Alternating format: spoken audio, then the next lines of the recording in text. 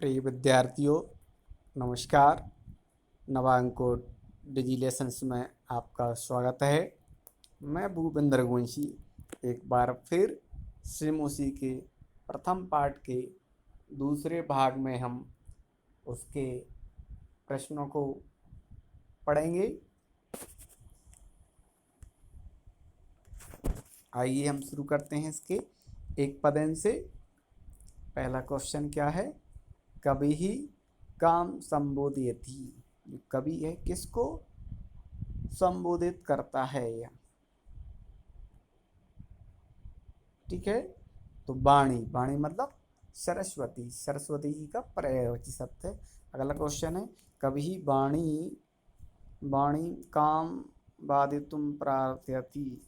जो कवि है वो वाणी से किसको बजाने की प्रार्थना करता है? तो वीणाम, जो उनकी वीणा है उसको बजाने की प्रार्थना करता है। कीदृशी वीणाम ननादयतुम प्रार्थयति। किस प्रकार की वीणा को बजाने के लिए प्रार्थना करता है? नवीनाम, नवीन वीणा को बजाने के लिए। गीतम कथम गातुम कथ्यति। कैसे गीतों को गाने की प्रार्थना करता है, यह कहता है। मृदु मधुर सरसः रसालः कदा लसन्ति। जो सरसः मतलब आम, रसाला सॉरी क्षमा चाहता हूँ, जो सरसः रसालः कदा लसन्ति मतलब सुंदर, रसालः मतलब आम कब लगते हैं? लसन्ति मतलब लगते हैं बसंते या बसंत समय, मतलब बसंत के समय में। आइए हम इसकी एक वाक्य पर चर्चा करते हैं। एक वाक्य का पहला क्या है? कवि वीणा पाणी किम कथ्यति। जो कवि है वो वीणा पाणी से क्या कहता है? तो क्या कहता है? कवि वीणा पाणी कथ्यति अये वाणी। क्या कहता है? अरे सरस्वती, नवीनाम वीणाम ननादाय। तुम नवीन वीणा को बजाओ। अगला क्वेश्चन क्या है? बसंते किम भवति। बसंत ऋतु में क्या होता है? तो बसंते चर्षः रसालः लसन्ति और कोकिला च कूजन्ति। मतलब बसंत के समय सुंदर आम लगते हैं और कोकिला च कूजन्ति और कोयल गुंजायमान करती है या कूजती है। अगला, सरस्वत्याः वीणां श्रुत्वा किं परिवर्तनं भवतु इति कविः इच्छां लिखत। सरस्वती की वीणा को सुनकर क्या परिवर्तन होते हैं, कवि की इच्छा को लिखो। सरस्वत्यां वीणां श्रुत्वा भारतीय जनमानसे नवचेतनायाः संचारः भवतु। सरस्वती की वीणा को सुनकर भारतीय जनमानस में नवचेतना का संचार होता है।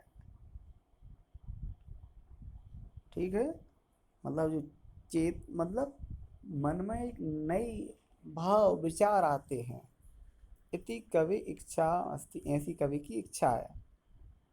अंतिम प्रश्न, कवि भगवतीं भारतीं कस्याः नद्याः तटे कुत्र मधुमाधवीनां नतां पंक्तितम् अवलोक्य वीणां वादितुं कथ्यति। जो कवि है वो भगवती भारती अर्थात सरस्वती कस्य नदा, किस नदी के किनारे पर, मधु माधवीना मधुर नताम पंक्तिम, एक पंक्ति में अवलोक खड़े होकर वीणा बजाने के लिए कह रहा है। तो कह रहा है कभी भगवतीम भारती यमुना नद्या तटे, यमुना नदी के किनारे, कलिंदात्मजाया सवानी नृतीरी के किनारे, मधुबानुनाम नताम पंक्ति, पंक्तियों में खड़े होकर अवलोक के उसको देख करके वीणाम वादितुम बजाने के लिए कहता है। अगला क्वेश्चन क्या है? अगला क्वेश्चन है, का स्तंभे पदानि खा स्तंभे तेषां पर्याय पदानि दत्तानि तानि चित्वान पदानि समक्ष लिखत। तो इसमें जो उनके जो पर्यायवाची हैं उनसे उनको मेल करना है। तो पहले में क्वेश्चन में दिए गए हैं, जबकि दूसरे में उनका आंसर दिया गया है। जैसे सरस्वती का वाणी दिया गया है, आम्रम का रसालहा बोला जाता है, और पवना को समीरहा बोला जाता है, और तटे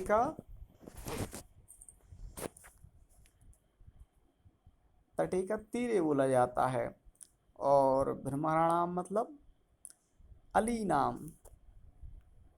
ठीक है, भौरे को क्या बोला जाता है संस्कृत में? ब्रह्माणाम। और एक और क्या बोला जाता है? अली नाम। ठीक है, अब अगला क्वेश्चन है हमारा, निम्नलिखित पदानि प्रयोज्य संस्कृत भाषया वाक्य रचना करो। जो शब्द दिए गए हैं उनको, ठीक है, उनसे हमें संस्कृत वाक्य बनाना। निनादाय मतलब बजाओ। ठीक है, इसका अर्थ क्या होता है? निनादाय मतलब बजाओ। अये वाणी बीड़ाम निनादाय। ठीक है, ये उसका वाक्य प्रयोग है। मंद मंदम मतलब धीरे धीरे। तो इसका क्या हो जाएगा? मंद मंदम पवनः वहति। अगला क्या लिखा? मारुतः मतलब वायु, मारुतः वहति। मारुतः मतलब क्या होता है? वायु। तो मारुतः वहति, हवा बहती है। सलिलम मतलब क्या होता है? जल। सलिलम शीतलम भवति। जो सर जल होता है वो शीतल होता है।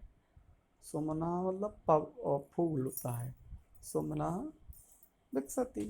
ठीक है, तो जो अगला क्वेश्चन है उसमें क्या करना है हमें?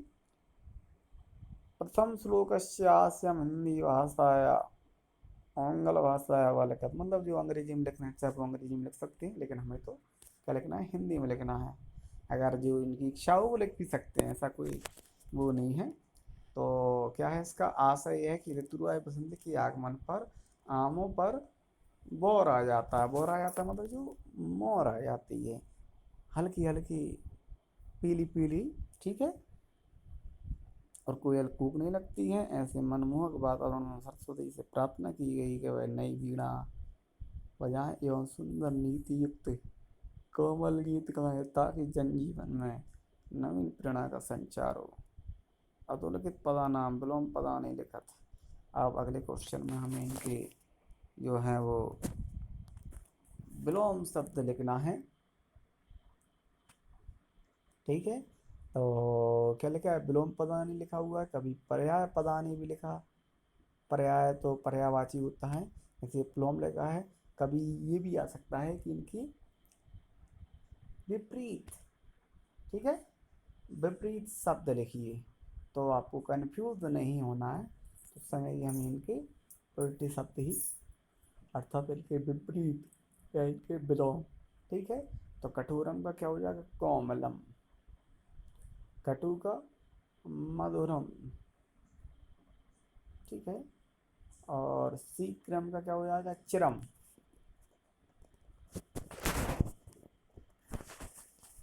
ठीक है, और प्राचीनम का आर्वाचीनम भी हो जाएगा, और नवीनम भी हो जाएगा।